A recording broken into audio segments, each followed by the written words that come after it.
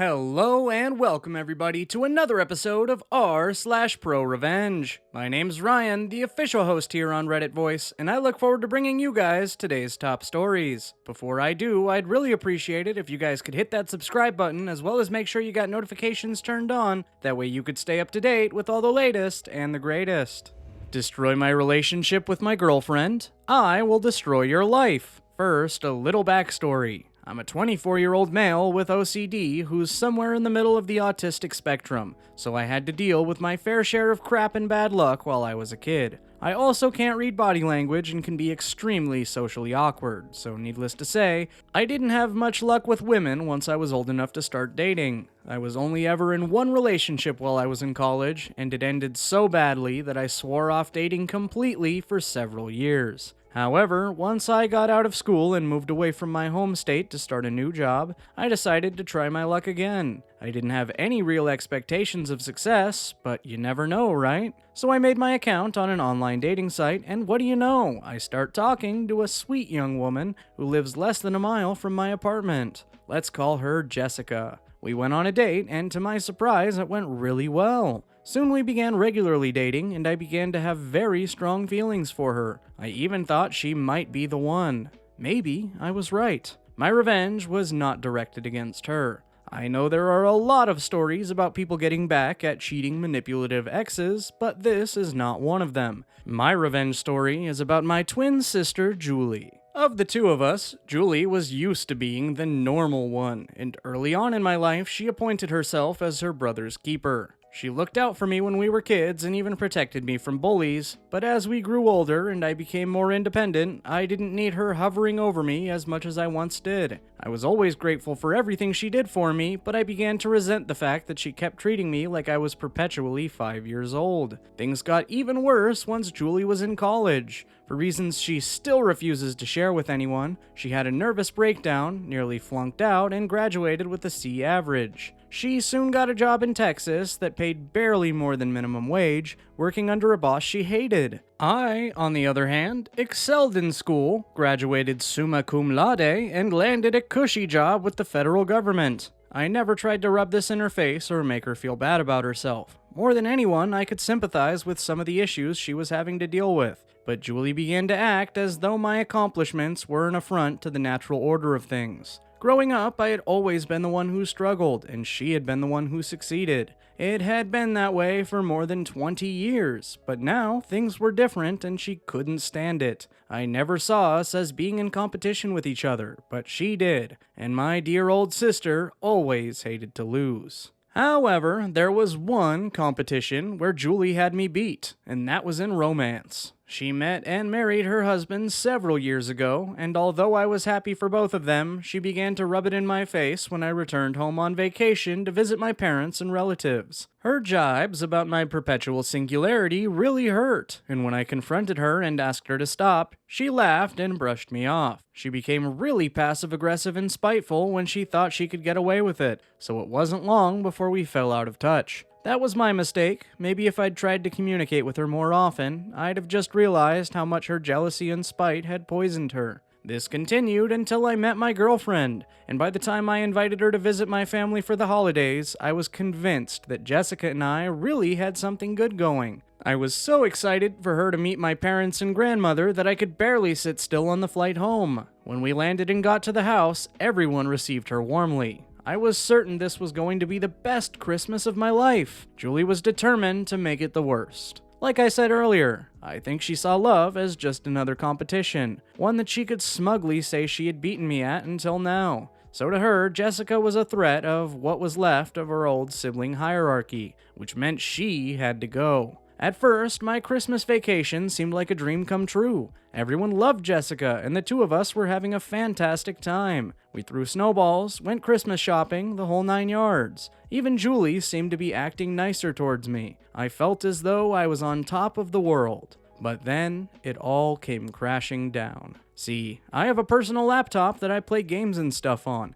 and Jessica was into that kind of thing as well. So of course I brought my laptop with me on the trip. I got some of the new games as Christmas gifts from my grandmother, so the day after Christmas, Jessica and I stayed up late playing together. Eventually, she got tired and went to bed, but I wanted to stay up and play a little more. That was a mistake, because when I finally crashed at 2 in the morning, I was so tired that I forgot to shut my computer off. Jessica was still sleeping when I woke up, so I went downstairs to have a late breakfast. Julie was already at the table, but she didn't say much until my girlfriend got out of bed about an hour later. Once she'd eaten, Jessica had asked if she could use my laptop to play for a bit, and of course I said yes. My laptop was sitting on a folding card table in the living, so I heard her go and sit down, but almost as soon as she did, Jessica yelled a string of expletives and stood up so fast that she nearly knocked the chair over. I asked what was wrong, but she said nothing. Instead, she marched over to me, lifted her hand, and slapped me across the face. Tears were running down her cheeks, and I was so shocked that I couldn't say a thing. And while I was trying to wrap my head around the situation, Jessica began packing her things. I tried asking her, begging her to tell me what was wrong, but she refused to say anything. So I went over to my laptop to investigate, and when I did, I saw all the tabs on my internet browser had been replaced with porn and adult dating sites. I felt the bottom drop out of my stomach and thought I was going to be sick. I grew up in a very puritanical household, and Jessica and I had both agreed to be abstinent until and if we got married. So there's no way I'd betray her by looking at stuff like that. Judging from what was on the screen, you'd think I was a secret porn addict. That's when I realized that Julie must have snuck onto my laptop after I'd gone to bed and done this. I even thought I saw a smug grin tugging at the corner of her mouth, but she quashed it when she realized I was looking. I was absolutely devastated and desperate to explain the situation, but Jessica wouldn't hear any of it. She dumped me right then and there, bought a ticket to the next flight out of town, and went to stay in a hotel. I tried calling and texting her, but she quickly blocked me. My relationship was ruined, and if my parents and grandma had seen what Julie had done, I might have lost them too. Thankfully, my parents had left in a hurry that morning to run some errands in town, and my grandmother was still asleep. I knew what Julie had done, and she knew that I knew. Both of us also knew that I'd never be able to prove it. I felt heartbroken, destroyed, and utterly betrayed. And as I stood in the smoldering ashes of my romance with Jessica, I promised myself that I'd make my sister suffer for what she had done. Julie was no fool, however. She'd be expecting retaliation. So as difficult as it was, I made myself do nothing. I acted as though I were utterly defeated. I played the part of a broken, miserable young man in the throes of heartache. And all the while, I bided my time. I began to study Julie while she wasn't looking. Found excuses to be close by when she was logging onto her computer and cell phone. My vacation was almost over at that point, so I wasn't able to learn more than 1 or 2 numbers/letters of her password and passcode. But it was a start.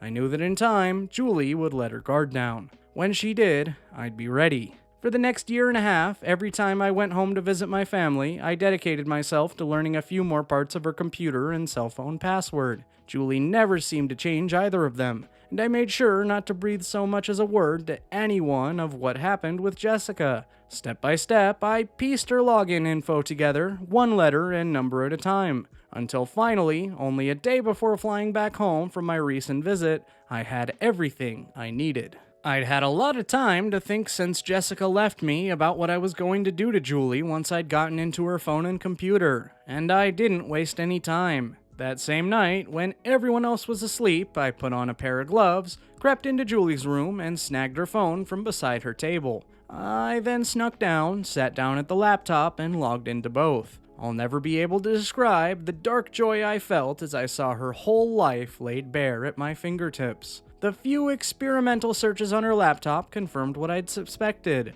Julie kept all her passwords cached so she didn't have to remember them. She'd always had trouble remembering things like that, especially after the nervous breakdown, so she relied on the computer to remember everything for her. Her Amazon account, her computer games, her email, you name it, she'd clicked the remember password option for each and every one. I'd happily set myself to the task of destroying it all. I went full scorched earth, burning everything on her phone and laptop to cinders and salting the digital soil in my wake. Her iTunes account? Gone. Her Amazon account with its expansive Kindle book collection? Gone. Her Steam and Origin account with the libraries of all of Julie's computer games? Gone. Then I turned to her social media. Julie was big into Tumblr and didn't have many friends in real life, so I sent a bunch of vile messages to all of her online friends and posted a bunch of hateful, racist garbage on her page, thereby ensuring that she'd be permanently shunned by everyone in her digital social life. I then spent a few minutes deleting everything she'd ever written in Microsoft Word,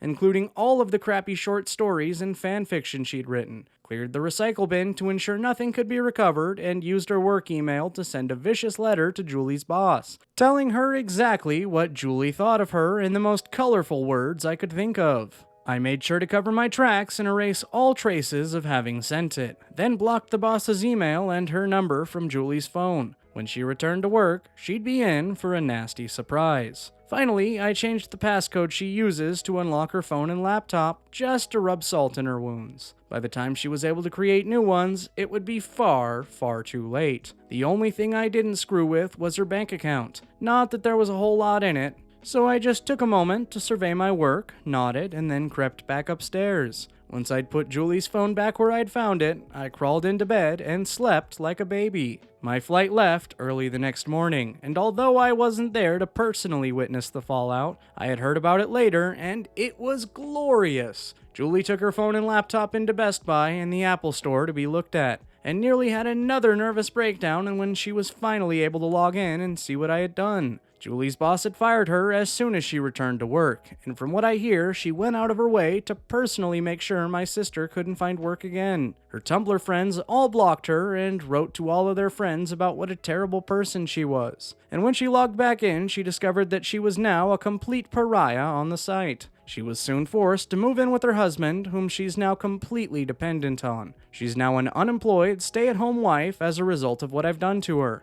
and that's been an absolute crushing blow to her pride, and whatever was left of her self-esteem. To someone who always prided themselves on being a strong, independent woman, it's almost a fate worse than death. She called me a few days after I left and screamed at me, but I said nothing and then blocked her. She knows it was me, but I covered my tracks too well, and she can't even tell her parents or make a big stink about it, because that would mean revealing to the whole family just what an awful person she really is. I feel absolutely no remorse, and I slept soundly that night, knowing I made her pay for what she did to me and Jessica. If anything, I still don't think she's suffered enough, and whenever I have another opportunity to make her suffer, I'm gonna take it. She'll weep a river of tears before I'm through with her, and I will drink it dry. Oh, and after she lost her job, Julie also got fat. TLDR, my twin sister became jealous and destroyed my relationship with my girlfriend by framing me for watching porn and using adult sites. I got her fired and blacklisted, ruined her career, destroyed her online social life, and burned her vast Amazon, iTunes, and gaming libraries to the ground.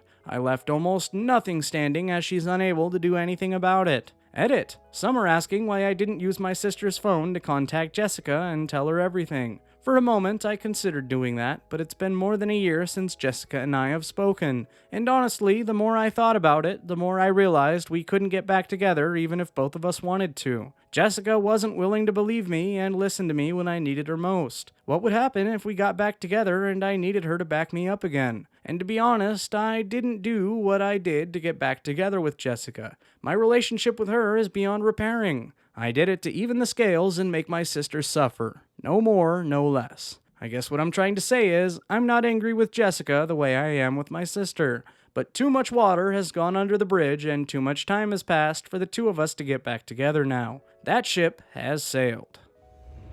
And there you have it, folks, the end of the epics. If you liked this video, be sure to leave a like as well as subscribe with notifications turned on, that way you could stay up to date with all the latest and the greatest. As always, my name's Ryan, the official host here on Reddit Voice, and I look forward to seeing you guys in the next video.